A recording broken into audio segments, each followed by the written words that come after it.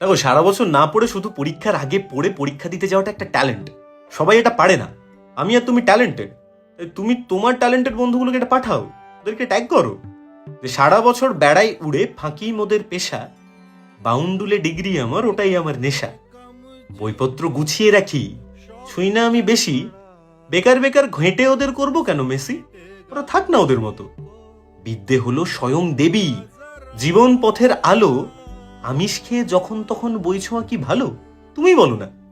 তবে পড়তে বসি ঘটা করে, ফোনটা নিয়ে পাশে, বই খুললেই বেস্ট ফ্রেন্ডের মেসেজ চলে আসে। ওনা পুরো আমার মতো, ওরও নেশা ফাঁকি, তাই দুজনেরই সিলেবাসের 90 ভাগ বাকি।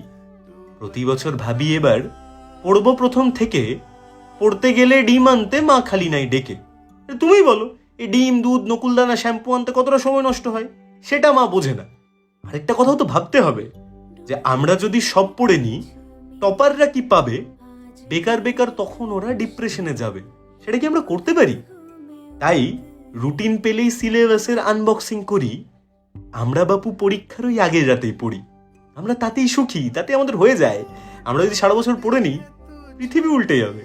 না, আমাদের তো আরো কাজ থাকে, শুধু পড়লে হবে? ধুর, এটুকু তোমরা বোঝো না, সারাদিন পড়া পড়া পড়া। আমাদের তো হয়ে যাচ্ছে। ঠিক আছে, চলো, টাটা।